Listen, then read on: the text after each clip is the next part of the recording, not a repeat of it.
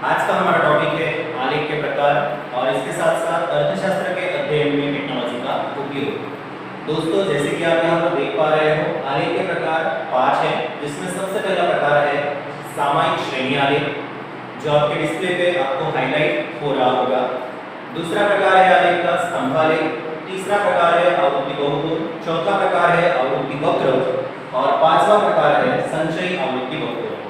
दोस्तों, 12वीं बोर्ड में जनरली आलेख के प्रकार पूछे नहीं जाते, मात्र आकृति के प्रकार पूछे जाते। चलिए दोस्तों, नया टॉपिक शुरू करते हैं, जो है अर्थशास्त्र के अध्ययन में टेक्नोलॉजी का उपयोग। मित्रों, इस टॉपिक को सीखने के लिए हमें 3 टॉपिक जो टेक्नोलॉजी के अहम हिस्से हैं उन्हें सीखने हैं। सबसे पहला टॉपिक हम सीखेंगे अर्थशास्त्र के अध्ययन में कंप्यूटर का उपयोग। दूसरा टॉपिक सीखेंगे अर्थशास्त्र के अध्ययन में इंटरनेट टेक्नोलॉजी का उपयोग और तीसरा अर्थशास्त्र के अध्ययन में डाटा सीडी का उपयोग। लेकिन दोस्तों, इन सब के बारे में यानी कि कंप्यूटर टेक्नोलॉजी, इंटरनेट टेक्नोलॉजी और डाटा सीडी के बारे में जानकारी लेने से पहले मैं प्रस्तावना के माध्यम से टेक्नोलॉजी का अर्थशास्त्र के अध्ययन में क्या महत्व है उसकी संक्षिप्त चर्चा कर लेते हैं। तो दोस्तों, वर्तमान समय ही टेक्निकल समय है, टेक्नोलॉजिकल समय है और इसीलिए प्रत्येक कार्य करने के लिए या लगभग हम ऐसे कहें कि मनुष्य अपने सभी प्रकार के कार्य करने के लिए और आसान तरीके से पूर्ण करने के लिए टेक्नोलॉजी का उपयोग करता है। एक समय ऐसा था जब टेक्नोलॉजी उतनी ज्यादा इंप्रूव नहीं थी, उतनी ज्यादा बेहतर तरीके से लोगों को जानकारी नहीं मिलती थी। तब जो कार्य लगभग करना असंभव लगता था, वही कार्य आज के समय में टेक्नोलॉजी के द्वारा संभव हुआ है। सरलता से हम टेक्नोलॉजी का उपयोग करते हुए आसानी से हर एक प्रकार के कार्यों को सरल करते आ रहे हैं। तो दोस्तों, प्रत्येक विषय में उस विषय का अध्ययन करने के लिए भी कहीं ना कहीं internet technology, computer technology, data CD जैसी टेक्नोलॉजी का उपयोग करना पड़ता है। तो देश का अध्ययन करने वाला हमारा अर्थशास्त्र विषय, इसके अध्ययन में भी टेक्नोलॉजी की भूमिका महत्वपूर्ण है। तो चलिए दोस्तों, आते हैं सबसे पहली टेक्नोलॉजी पर, कंप्यूटर टेक्नोलॉजी। दोस्तों, शायद ही हम सभी में से कोई एक ऐसा होगा या बहुत कम लोग ऐसे होंगे जो कंप्यूटर को नहीं जानते। कंप्यूटर का सुधारित रूप हमारे पास जो स्मार्टफोन है वही है। कंप्यूटर टेक्नोलॉजी से हम परिचित हैं। आजकल कई सारे कार्य जो चार्ट में प्रिंट निकालनी हो या कुछ टाइप करना हो या फिर कुछ भी ऐसे कार्य जो कंप्यूटर टेक्नोलॉजी कर देता है, ऐसे सभी कार्य मनुष्य टेक्नोलॉजी की सहायता से यानी कि कंप्यूटर टेक्नोलॉजी की सहायता से कर रहा है। तो दोस्तों, अर्थशास्त्र के अध्ययन में भी कंप्यूटर टेक्नोलॉजी अपनी भूमिका अदा कर रहा है। कौन कौन से कार्य हम अर्थशास्त्र में रहकर टेक्नोलॉजी की मदद से यानी कि कंप्यूटर टेक्नोलॉजी की मदद से कर सकते हैं, वो हमें जानकारी लेनी है। तो दोस्तों, चलिए सबसे पहले देखते हैं कंप्यूटर टेक्नोलॉजी का उपयोग में सबसे पहला पॉइंट है प्रेजेंटेशन बनाने के लिए। अर्थतंत्र की सांख्यिकीय जानकारी को या फिर अर्थतंत्र की जानकारी को हमें प्रेजेंटेशन के माध्यम से प्रस्तुत करके प्रभावशाली तरीके से हम लोगों को समझा सकते हैं। इसके लिए दोस्तों, कंप्यूटर पर पावर पॉइंट प्रेजेंटेशन नाम का एक प्रोग्राम आता है।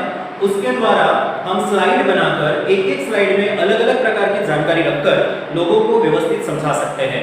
स्लाइड के द्वारा जो प्रेजेंटेशन प्रस्तुत किया जाता है, उसे चित्रित स्वरूप में प्रस्तुत करने से वो लोगों को बेहतर तरीके से समझ में आता है। इसी तरह से अर्थशास्त्र का अध्ययन जो है वो भी यदि हम प्रेजेंटेशन के माध्यम से यानी कि कंप्यूटर टेक्नोलॉजी का उपयोग करके स्लाइड के माध्यम से करें तो सरलतापूर्वक समझ सकते हैं। जैसे उदाहरण स्वरूप, माना कि देश की बेरोजगारी का अध्ययन करना हो तो हम पावर पॉइंट प्रेजेंटेशन में प्रेजेंटेशन बनाकर स्लाइड के द्वारा पहली स्लाइड में बेरोजगारी क्या होती है वो समझा सकते हैं, दूसरी स्लाइड में बेरोजगारी उत्पन्न होने के कारण समझा सकते हैं, तीसरी स्लाइड में बेरोजगारी को घटाने के लिए क्या उपाय हो सकते हैं वो समझा सकते हैं, चौथी स्लाइड में बेरोजगारी के प्रकारों का डिस्कस हो सकता है, पांचवी स्लाइड में सरकार के द्वारा कौन सी योजनाएं बेरोजगारी का प्रमाण कम करने के लिए बनाई जा रही है या बन चुकी है, जिसका अमल हो रहा है, उसकी जानकारी हम स्लाइड के माध्यम से आसानी से प्रेजेंटेशन के द्वारा लोगों को समझा सकते हैं। मित्रों, अंतर इतना ही है, यदि हम फेस टू फेस समझाएं ये सारी बातें तो उतनी अच्छी तरह से समझ में नहीं आएगी, लेकिन यदि इन्हीं सब बातों को प्रेजेंटेशन के माध्यम से यानी कि स्लाइड के माध्यम से समझाया जाए तो वो बेहतर तरीके से समझ में आ सकती है। दूसरा वाला होता है एक्सेल वर्कशीट। अर्थतंत्र की कई सारी ऐसी जानकारी है कि जिनका कैलकुलेशन यानी कि गणना करनी पड़ती है, लेकिन दोस्तों गणना करते समय यदि हम स्वयं गणना करें तो भूल होने की संभावना भी रहती है। लेकिन यही गणना चाहे वो जोड़ हो, घटाव हो, मल्टीप्लिकेशन करना है या डिवीजन करना है, इसके अलावा प्रतिशत निकालना हो या सहसंबंध दर्शाना हो,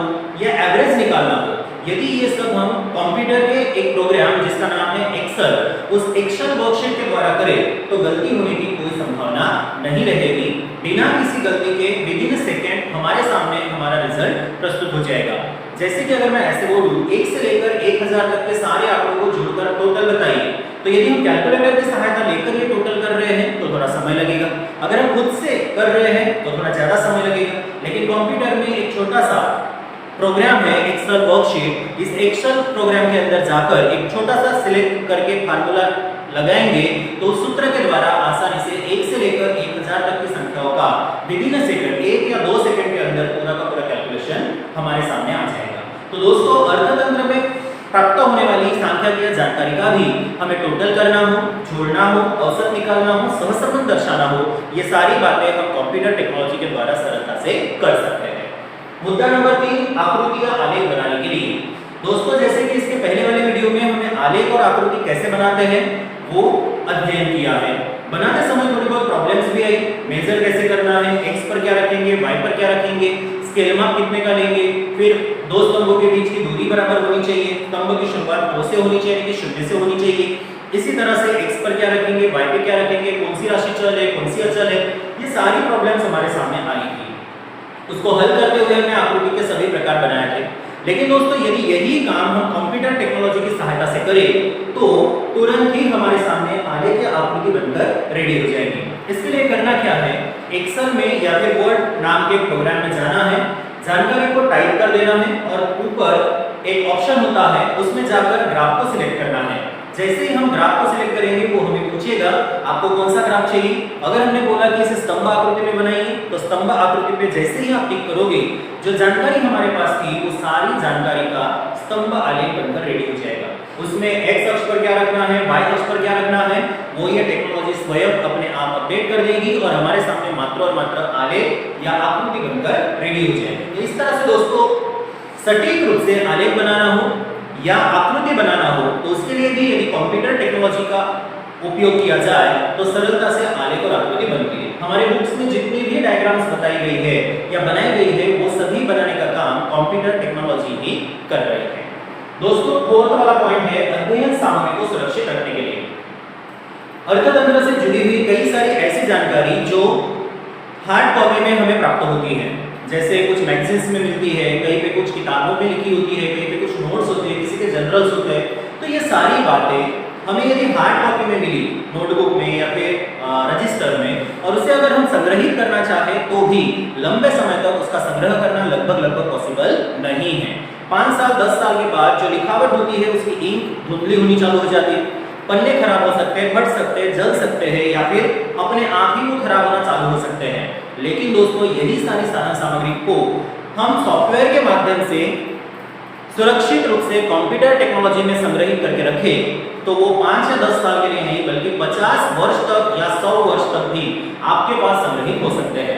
और इसे दुनिया के किसी भी कोने में आप प्राप्त करना चाहो तो भी आप सरलता से किसी पेन ड्राइव में लेकर वो जानकारी आप कहीं भी जाकर वहां से प्रिंट आउट निकाल सकते हो और वो यथावत स्वरूप में जैसे लिखी गई थी वैसे ही स्वरूप में हमें प्राप्त भी हो सकती है। तो इस तरह से दोस्तों अध्ययन सामग्री को सुरक्षित रखने के लिए भी कंप्यूटर टेक्नोलॉजी अपना योगदान देती है। 5वां मुद्दा है दोस्तों अन्य साधन। मार्केट में कंप्यूटर टेक्नोलॉजी से जुड़े हुए कई सारे साधन जिसमें विशेषता हमें सॉफ्टवेयर की चर्चा करनी है। कई सारे सॉफ्टवेयर ऐसे हैं जो हमारे सामने अवेलेबल हैं। फर्क इतना ही है कुछ सॉफ्टवेयर ऐसे होते हैं कि जिन्हें हमें रुपया देकर खरीदना पड़ता है जो ऊंची कीमत पर हमें मिलते हैं और कुछ सॉफ्टवेयर ऐसे भी होते हैं जो फ्री में भी हमें प्राप्त होते हैं। इन सॉफ्टवेयर का उपयोग हम अध्ययन करने के लिए कंप्यूटर टेक्नोलॉजी के माध्यम से कर सकते हैं। कुछ ऐसे सॉफ्टवेयर हैं दोस्तों कि जो ऊंची कॉस्ट देकर यानी कि ज्यादा कीमत चुकाकर हमें खरीदने पड़ते हैं। ऐसे सॉफ्टवेयर का उपयोग जनरली लैब यानी कि प्रयोगशाला, स्कूल, कॉलेज, सरकारी संस्थाएं करती हैं और कुछ सॉफ्टवेयर ऐसे भी हैं जो फ्री में हमें बाजार से सरलता से उपलब्ध हो सकते हैं। ऐसे सॉफ्टवेयर का उपयोग आम जनता अपने कार्य के लिए पूर्ण करती है। तो दोस्तों इस तरह से कंप्यूटर टेक्नोलॉजी के ये 5 उपयोग, जिसमें पहला मुद्दा प्रेजेंटेशन बनाने के लिए, दूसरा मुद्दा एक्सेल वर्कशीट, इसमें गणितीय गणना होती है, तीसरा आलेख आकृति बनाने में, कंप्यूटर टेक्नोलॉजी अपनी भूमिका अदा कर रहा है। चौथा मुद्दा है अध्ययन सामग्री को सुरक्षित रखने के लिए लंबे समय तक स्टोर करके रखनी हो अध्ययन सामग्री तो हम सरलता से उसे संग्रहित करके रख सकते हैं। और पांचवा मुद्दा है अन्य साधन, जिसमें सॉफ्टवेयर के बारे में है। कुछ सॉफ्टवेयर खरीदने पड़ते हैं जिनकी कीमत भी काफी ज्यादा होती है। वो सॉफ्टवेयर जनरली कोई व्यक्ति अपने उपयोग में नहीं लाता, बल्कि कोई संस्था है या फिर सरकार अपने उपयोग में लेती है। और कुछ सॉफ्टवेयर ऐसे भी है जो सरलता से हमें फ्री में अवेलेबल हो जाते हैं, उनका उपयोग आम जनता अपने कार्य को सरल करने के लिए करती है। दोस्तों इसके बाद है कंप्यूटर टेक्नोलॉजी की मर्यादाएं। कंप्यूटर टेक्नोलॉजी की दो मर्यादाएं हैं। सबसे पहले, यदि कंप्यूटर टेक्नोलॉजी इस प्रोग्राम की संपूर्ण जानकारी हमारे पास नहीं है तो हमें गलत जानकारी मिलेगी, और गलत जानकारी के आधार पर हम जो कोई भी गणना करेंगे, कोई भी कार्य करेंगे, आलेख बनाएंगे, आकृति बनाएंगे या मैथमेटिकली गणना करेंगे, वो सब हमें गलत ही मिलेगा। जैसे उदाहरण के लिए हमने एक एग्जांपल लिया था, 1 से लेकर 1000 तक की गिनती का टोटल करके गिनती बतानी है, लेकिन यदि उसका सूत्र ही हमें पता ना हो तो कंप्यूटर गिनती तो करेगा लेकिन वो गलत गिनती करेगा। तो गलती कंप्यूटर की नहीं, गलती इंसान की कही जाएगी।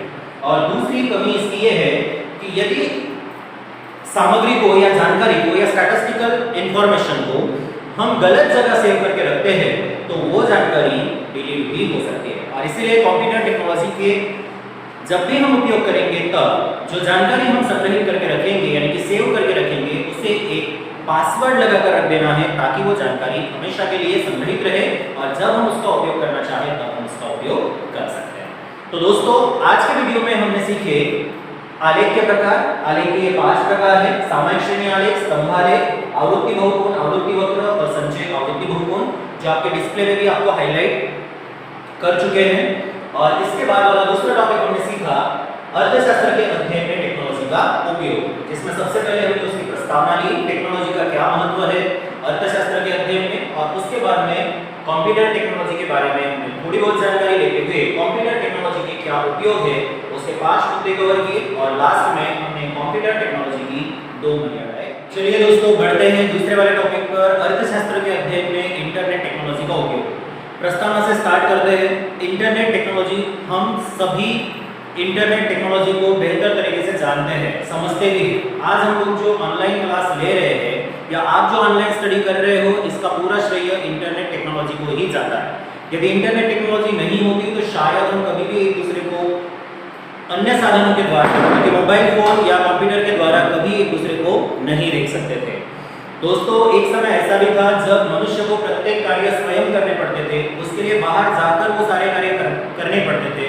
लेकिन आज आपको शॉपिंग करनी है तो आप घर बैठे इंटरनेट की सहायता से कर सकते हो। मूवी देखनी है तो टिकट भी आपको घर बैठे मिल जाएगी। अगर घर में देखना है तो इंटरनेट टेक्नोलॉजी की सहायता से आप टीवी में अपना इंटरनेट कनेक्शन देकर या मोबाइल के द्वारा जोड़कर भी घर पे मूवी देख सकते हो। इसके अलावा आपको कुछ भी खरीदी करना हो तो उसके लिए कहीं पे भी बाहर जाने की आवश्यकता नहीं है। हर प्रकार की टिकट इंटरनेट टेक्नोलॉजी के द्वारा आप घर बैठे आसानी से प्राप्त कर सकते हो।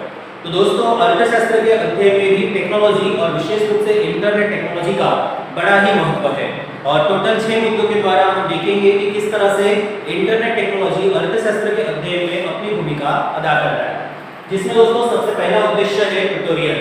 ट्यूटोरियल का मतलब है स्टडी मटेरियल।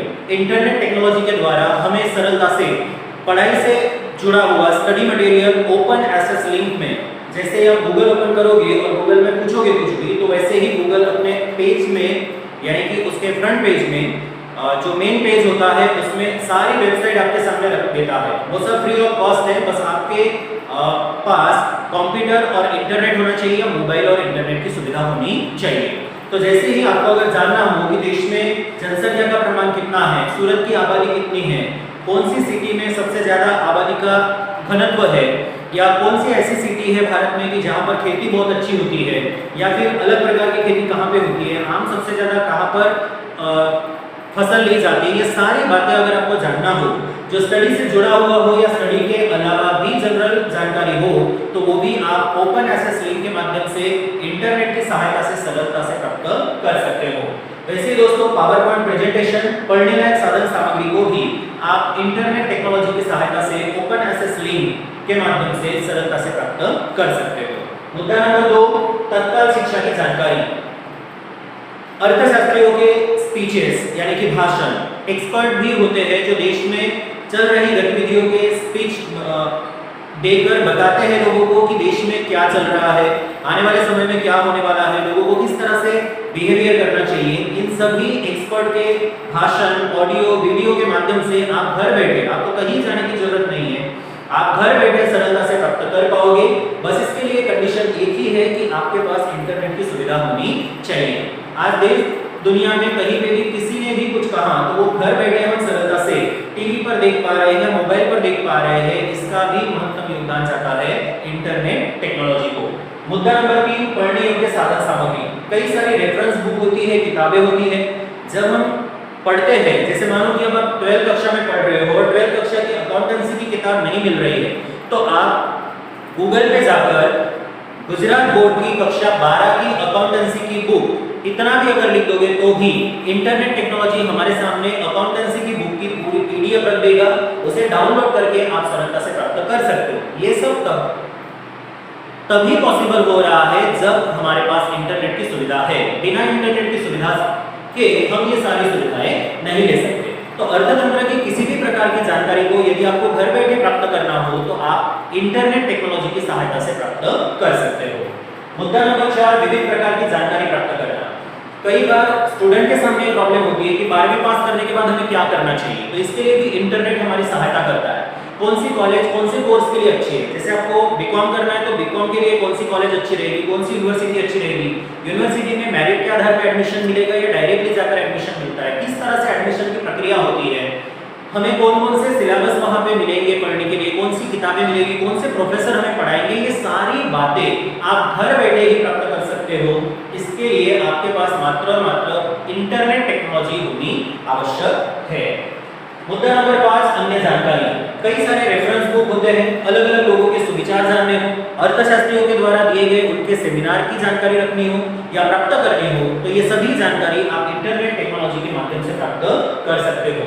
इसके अलावा दोस्तों, अर्थतंत्र की हर प्रकार की जानकारी कि अर्थतंत्र कौन सी दिशा की ओर जा रहा है, अर्थतंत्र की स्थिति क्या है, हमारे देश पर किसी दूसरे कंट्री का कर्ज है या हम किसी दूसरे को कर्ज देते जा रहे हैं, हमारे देश में आरबीआई के द्वारा जो भी रकम छापी जाती है वो रकम कहाँ जाती है, आरबीआई रकम छापती है उसका कितना हिस्सा गवर्नमेंट यूज कर रहा है, हर वर्ष गवर्नमेंट आरबीआई से कितना लोन ले रहा है, ऐसी सभी प्रकार की जानकारी जो अर्थतंत्र की जानकारी है वो आप इंटरनेट टेक्नोलॉजी की सहायता से आसानी से प्राप्त कर सकते हो। मुद्दा नंबर 6, सांख्यिकीय जानकारी। अर्थतंत्र की कुछ सांख्यिकीय जानकारी भी होती है, जैसे कि देश का बजट, देश के बजट में कौन सी बातें बताई गई हैं, कौन सी चीजों की कीमत महंगी हुई, कौन सी चीजों के दाम घटे, हमें कौन सी वस्तुएं कब खरीदनी चाहिए, कैसे खरीदनी चाहिए, इस सभी की जानकारी बजट हमें देता है। तो बजट हमें इंटरनेट टेक्नोलॉजी के द्वारा जानने को मिलेगा। इसके अलावा देश का कितना निर्यात हुआ, कितना आयात हुआ, इसकी जानकारी भी इंटरनेट टेक्नोलॉजी हमें प्रदान करती है। देश में बेरोजगारी कितनी है, देश में कितने लोगों को रोजगार मिला, गरीबी का प्रमाण कितना है, देश में जनसंख्या का प्रमाण कितना है, जनसंख्या में स्त्री और पुरुषों की जनसंख्या कितनी है, ऐसे सभी आंकड़े इंटरनेट टेक्नोलॉजी की सहायता से सरलता से प्राप्त हो सकते हैं। इसके लिए दोस्तों इंटरनेट टेक्नोलॉजी में कुछ ऐसी वेबसाइट भी है, देश की कुछ ऐसी संस्थाएं भी है जो ये सभी प्रकार के कार्य करती हैं, जैसे CSO central statistical organisation, NSSO national sample survey organisation, IMF international monetary fund, WHO world health organisation जो स्वास्थ्य के बारे में जानकारी देता है, UNDP united nation development programme, देश का विकास हो रहा है तो कैसे हो रहा है, किस आधार पे हो रहा है, ये वो जानकारी देता है। इसके अलावा CMI centre for monitoring Indian economy, भारतीय अर्थतंत्र के आंकड़े जो प्रस्तुत करता है वो सीएमआई है। आईएलओ यानी कि इंटरनेशनल लेबर ऑर्गेनाइजेशन जो मजदूरों के बारे में बताता है कि कितने लोगों को रोजगार मिल रहा है, कितने लोगों को रोजगार नहीं प्राप्त हो रहा है, बेरोजगारी का प्रमाण कितना है उसकी जानकारी देता है। तो ये सारी संस्थाएं कार्य करती है और इन सभी संस्थाओं के आंकड़े यदि हमें जानने हो तो इंटरनेट टेक्नोलॉजी पर इनके नाम से हम सर्च करेंगे तो सरलता से हमें सभी प्रकार के आंकड़े प्राप्त हो जाते हैं। तो दोस्तों अभी हमने देखा इंटरनेट टेक्नोलॉजी के उद्देश्य यानी कि उसके उपयोग। अब बढ़ते हैं आगे इंटरनेट टेक्नोलॉजी की मर्यादाओं पर। सबसे पहली मर्यादा है इंटरनेट पर जरूरी नहीं होता कि सारी जानकारी सत्य ही हो, बहुत सारी जानकारी असत्य भी होती है, गलत जानकारी भी रखी जाती है। जो भी अध्ययन करता है ऐसे अध्ययनकर्ताओं को ऐसी सी गलत जानकारियों से थोड़ा सा दूर रहना है। और दूसरा, गलत जानकारी से बचने के लिए हमें विश्वसनीय स्रोत से ही जानकारी को प्राप्त करना है। जैसे बैंक से जुड़े हुए आंकड़े हैं, आपको कोई भी व्यक्ति ऐसा बोल सकता है कि ब्याज की दर होम लोन के ऊपर 8% है, चलिए मैं आपको 7% करवा देता हूँ, लेकिन उसकी बात पे आप विश्वास नहीं करना। यदि आरबीआई के द्वारा यह कमेंट किया गया है कि रेट ऑफ इंटरेस्ट घटकर 7% जितना हुआ, तो आप 100% यकीन कर सकते हो, विश्वास कर सकते हो कि ब्याज की दर घटी। तो इस तरह से दोस्तों विश्वसनीय स्रोत से ही, विश्वसनीय वेबसाइट से ही हमें जानकारी प्राप्त करनी चाहिए, तो इंटरनेट हमें सही जानकारी प्रदान करेगा। और यदि गलत जानकारी रखी गई है वेबसाइट पर और अगर उन गलत जानकारी को हम पढ़ने लगे तो हमारे पास गलत जानकारी ही आएगी और उसके आधार पर जो निष्कर्ष निकलेगा वो भी गलत ही निष्कर्ष निकलेगा। चलिए मित्रों, आगे बढ़ते हैं। अर्थशास्त्र के अध्ययन में डाटा सीडी का उपयोग। डाटा सीडी सबसे पहले 2 मार्क्स के लिए शॉर्ट नोट्स के लिए पूछी जाती है, यानी कि टिप्पणी के लिए। तो इसमें एक डेफिनेशन लिखनी है, एग्जांपल देना है और इसकी मर्यादाएं लिखनी है। तो चलिए सबसे पहले देखते हैं इसकी डेफिनेशन। अर्थतंत्र की सांख्यिकीय जानकारी को सीडी में संग्रहित करके रखा जाता है। सीडी का पूरा नाम है कॉम्पैक्ट डिस्क। इस कॉम्पैक्ट डिस्क में अर्थतंत्र की सांख्यिकीय जानकारी को संग्रहित करके रखते हैं, इसे ही डाटा सीडी के नाम से जानते हैं। मित्रों, आप सभी ने डाटा सीडी देखी होगी, एक कैसेट होती है हल्की पतली सी ऐसे इतनी गोल, और वो डीवीडी प्लेयर में रन करते हैं या कंप्यूटर में भी चला सकते हो उसे, और उसमें रखी हुई जानकारी हमें प्राप्त होती है। अर्थतंत्र की कई सारी जानकारी, जैसे राष्ट्रीय आय की जानकारी प्राप्त करनी हो तो राष्ट्रीय आय की सीडी खरीदो, उससे आपको पता चल जाएगा। बेरोजगारी का प्रमाण जानना हो तो भगवती समिति की सीडी खरीदो, उससे आपको बेरोजगारी के आंकड़े पता चल जाएंगे। एनएसएसओ की सीडी होती है, सीएसओ की सीडी होती है, ये अर्थतंत्र की जानकारी देने का कार्य बखूबी अदा करती है। दोस्तों, लेकिन अर्थतंत्र में डाटा सीडी का उपयोग वर्तमान समय में बहुत कम हो रहा है। इसके पीछे इसकी मर्यादाएं है। सबसे पहली मर्यादा, सीडी में कई सारे आंकड़े होते हैं, उन आंकड़ों में से योग्य आंकड़ा ढूंढना थोड़ा सा कठिन है, समय ज्यादा लगता है, और इसके लिए डाटा सीडी का उपयोग वर्तमान समय में नहीं जितना किया जा रहा है। और दूसरी इसकी कमी सबसे बड़ी ये है कि यदि सीडी का बार-बार उपयोग करने से सीडी पर स्क्रैचेस आ जाते हैं या सीडी टूट जाती है किसी कारणवश, तो सीडी के अंदर रखी हुई अर्थतंत्र की जानकारी या कोई भी जानकारी नष्ट हो जाती है, फिर उसे प्राप्त करने का कार्य मुश्किल हो जाता है। तो इस तरह से दोस्तों आज हमने सीखा आलेख के प्रकार, इसके अलावा अर्थतंत्र के अध्ययन में या अर्थशास्त्र के अध्ययन में टेक्नोलॉजी का महत्व, जिसमें सबसे पहली टेक्नोलॉजी रही कंप्यूटर टेक्नोलॉजी, दूसरी टेक्नोलॉजी रही इंटरनेट टेक्नोलॉजी और तीसरी टेक्नोलॉजी रही डाटा सीडी। और इस तरह से दोस्तों आपका लेसन नंबर 1 होता है पूरा।